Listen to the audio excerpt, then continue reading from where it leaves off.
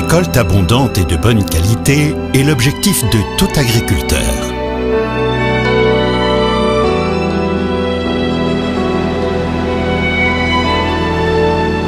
Pourtant, dans la nature, les cultures sont exposées à de nombreux dangers. Outre une multitude de parasites et de maladies, un des plus importants problèmes reste la compétition avec les mauvaises herbes. Leur feuillage dense empêche l'aération des cultures, favorisant ainsi le développement des maladies. Ces mauvaises herbes font une forte concurrence aux cultures en matière d'eau, nutriments, espace et lumière. Le rendement et la qualité des récoltes diminuent. C'est pourquoi un contrôle ciblé et précoce avec le bon herbicide est une étape clé de l'entretien des cultures. C'est déterminant pour les céréales, le maïs et les prairies. Ce sont surtout les herbicides agissant comme des régulateurs de croissance qui ont fait leurs preuves. Ainsi, voici plus de 50 ans que les phytohormones permettent de lutter avec succès contre les mauvaises herbes. Tous les processus de croissance des plantes sont déterminés par la génétique.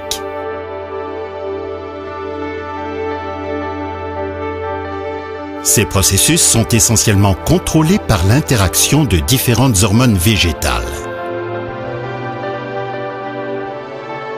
Parmi ces hormones, les auxines. Des hormones naturelles de croissance qui favorisent l'élongation du coléoptile et la croissance végétative. Les auxines influencent la dominance apicale,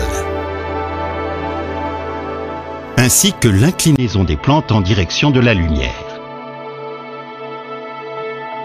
Les auxines ne sont présentes dans les plantes qu'en concentration très faible. Des concentrations plus fortes d'auxines apportent d'intéressants résultats. Le métabolisme des plantes dicotylédones, comme ici le tabouret des champs, est perturbé de manière irréversible, alors que les graminées, comme les céréales, ne réagissent pratiquement pas à un traitement aux phytohormones. La sensibilité variable des diverses espèces végétales à ces produits font de ces phytohormones des herbicides sélectifs.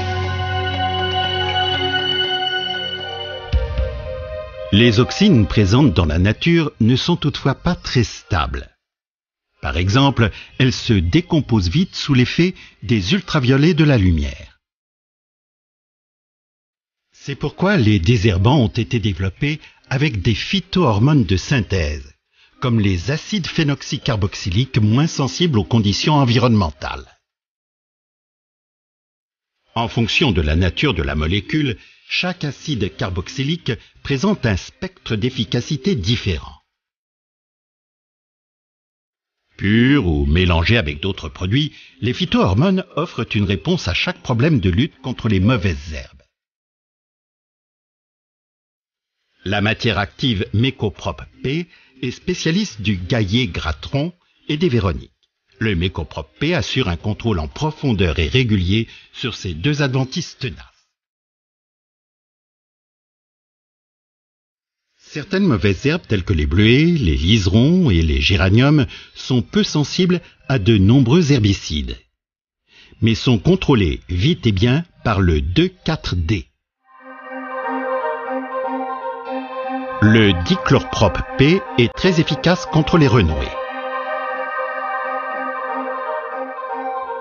Les chardons peuvent être efficacement éradiqués lorsqu'ils atteignent une taille de 15 à 20 cm. À une époque où les céréales sont en pleine croissance.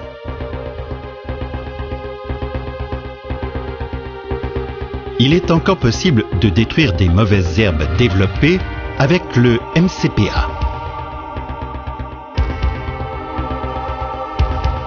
Les phytohormones ont une efficacité optimale lorsque les adventices sont en pleine croissance, c'est-à-dire par temps chaud et humide. Suivant la substance active, les diverses phytohormones peuvent être appliquées à partir du stade mi-tallage jusqu'au stade de nœud.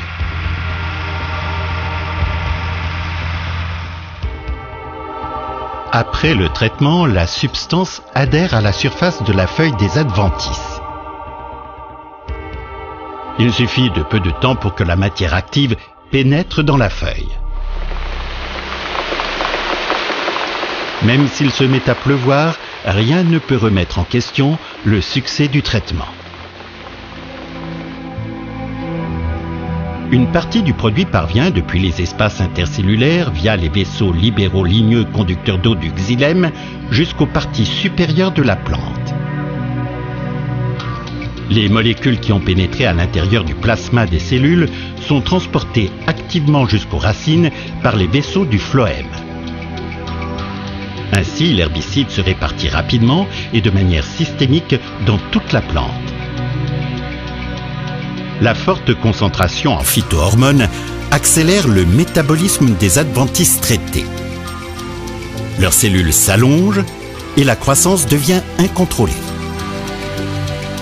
La consommation rapide et élevée des réserves de la plante entraîne leur dessèchement et leur mort. L'herbicide n'adhère qu'en faible quantité sur les feuilles étroites à port vertical des graminées cultivées. De plus, une couche cireuse naturelle protège la surface des feuilles. Ainsi, seule une faible quantité de la matière active peut pénétrer dans la culture.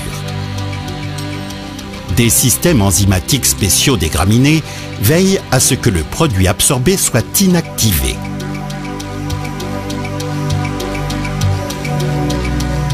Les cultures ne sont pas endommagées par le traitement.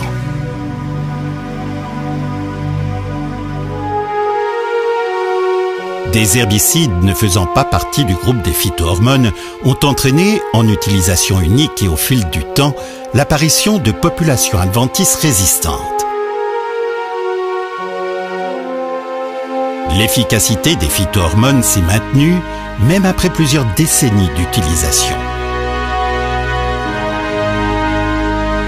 C'est pourquoi les phytohormones en mélange ou en programme avec d'autres herbicides contribuent largement à une gestion active des résistances.